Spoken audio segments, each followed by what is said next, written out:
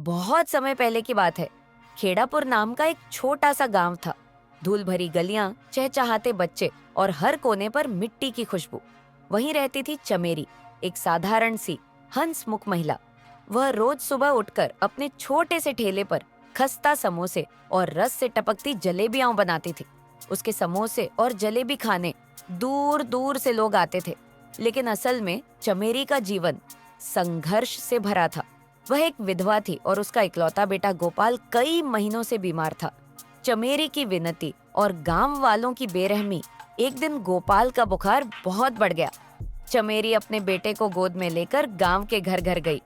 वह चिल्ला चिल्ला कर रोई, भगवान के लिए कोई मेरे गोपाल को अस्पताल पहुंचा दो, मैं तुम्हारे सारे समोसे मुफ्त में दे दूंगी।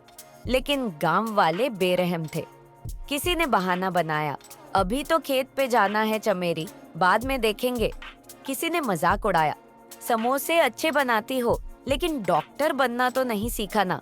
कुछ ने हंसते हुए कहा, गर्म पानी से नहला दो, अपने आप ठीक हो जाएगा। चमेरी की आंखों के सामने उसका बेटा तड़प तड़प कर मर गया। वो सड़क पर बैठकर विलाप करती रही, पर किसी ने उसके आंसू नहीं देखे। कुछ दिन बाद भूख और दुख से टूटी चमेरी भी मर गई।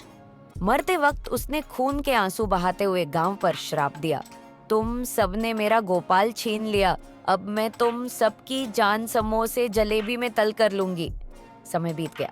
गांव में चमेरी को कोई याद नहीं करता था। उसके ठेले पर अब एक नया चाय वाला बैठा था। फिर अजीब बातें होने लगी।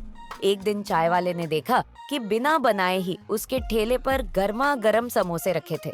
बच्चों ने दावा किया कि रात के अंधेरे में एक औरत लाल फटी पुरानी साड़ी में तेल में कुछ तलती दिखती है, लेकिन उसका चूल्हा हवा में तैरता था। जो भी उस भूतिया समोसे को खाता, उसके पूरे शरीर पर जलती हुई जलेबियों के निशान उभर आते।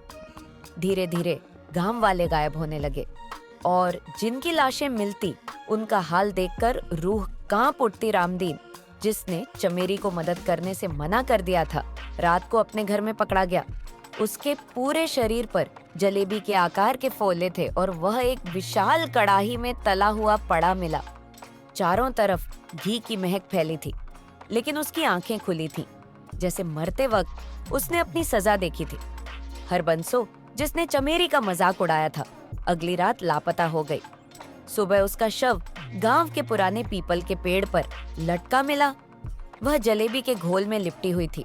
उसके मुंह में जबरदस्ती ठूंसी हुई मीठी जलेबियां भरी थीं। गांव का सबसे बड़ा जमींदार, जो सबसे पहले चमेरी को दुत्कारा था, वह रात को चिल्लाते हुए भागा, छोड़ दे मुझे चमेरी, मैं तेरी जलेबी नहीं खाऊंगा। अगले दिन उसका शरीर खेत के बीचों बीच पड़ा मिला। उसकी जीभ इतनी लंबी खींची गई थी कि उससे समोसे बनाए जा सकते थे। हर रात चमेरी की चुड़ैल आवाज गूंजती, समोसा खाओ या तले जाओ। गांव वाले इतने डर गए कि रात को कोई बाहर नहीं निकलता था। बच्चे जलेबी के नाम से कांपते थे। तेल की महक के साथ हमेशा एक ठंडी हवा बहती, जैसे कोई अज्ञात ताकत चारों तरफ मंडरा रही हो। गांव वालों ने मिलकर बाबा ठूकनाथ नाम के प्रसिद्ध तांत्रिक को बुलाया। बाबा ने अपनी एक आंख बंद कर और मूंछें ताव देकर भविष्यवाणी की, चमेरी को शांति तभी मिलेगी जब उसका सपना पूरा होगा, यानी उसका समोसे जलेबी का होटल खुलेगा, जहां हर कोई उसके हाथों से खाना खाएगा। डरे हुए गांव वालों ने दिन रात एक कर दिया। वे मिलकर एक भव्य ढाबा बनवाए, चमेरी महल, वर्ल्ड फेमस समोसे जलेबी। ढाबे के बाहर उसकी मूर्ति लगाई गई, हाथ में समोसा, आंखों में मुस्कान। रात के ठीक 12 बजे हवा अचानक थम गई। तेल की खुशबू तेज हो गई। पीपल के पेड़ से चमेरी की आत्मा निकली, लाल आंखें, उलझे बाल, कड़ाही हाथ में।